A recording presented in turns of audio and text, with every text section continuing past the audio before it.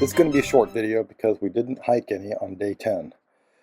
You see, Jose and Luis were not happy. Our first day on the circuit was pretty long, 12 miles. Jose had gotten blisters that day, but had recovered.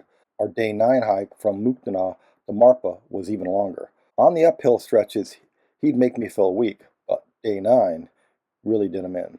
Luis got really bad blisters, and his father's blisters were back too. Both of them were upset because the itinerary never matched the mileage. Day 9 was the most egregious. The itinerary said we'd have to walk 9 miles, but we did 13 and a half instead. On top of that, the scenery of day 10 and 11 were expected to match the second half of day 10, dusty, flat desert. Raj came up with a plan to make them happy. After dinner, I was asked if I was okay with it. The plan was for us to skip ahead 27 miles to Tatopani by bus. This was a bit of a moral dilemma for me. I was there to hike the Annapurna circuit, and if we skipped 27 miles, my route wouldn't look much like a circuit. Of course, we'd already skipped the first 16 and a half miles by jumping straight to Jagat. In the end, I decided to be a team player. Looking back now, I wonder if I could have hiked those missing miles in one day and met them all in Tatopani. We got to sleep in because the bus didn't leave until 10 a.m. The bus was only 3 hours, but it felt longer.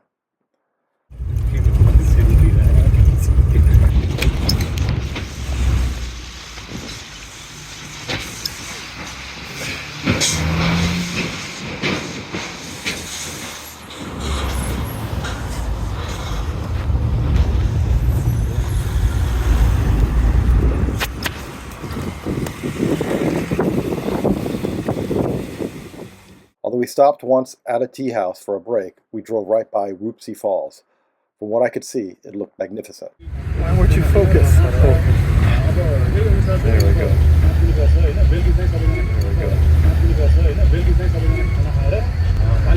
We stayed at Dalagiri Lodge in Tatopani, which was a short walk from the famous hot springs. Tatopani literally means hot water.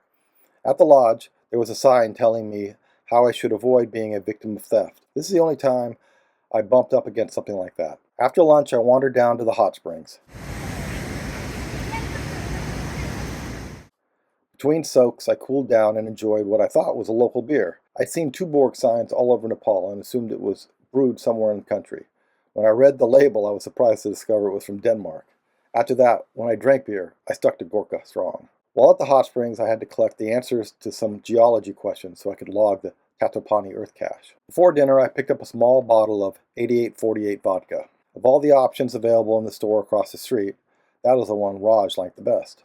We were still drinking it when dinner was served. Ah, Dalbat, my old friend.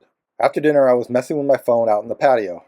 Raj came by to introduce me to the joy of Roxy. Roxy is the ubiquitous moonshine of Nepal. Raj says that you drink rum at high elevations to keep warm, but everywhere else you drink Roxy.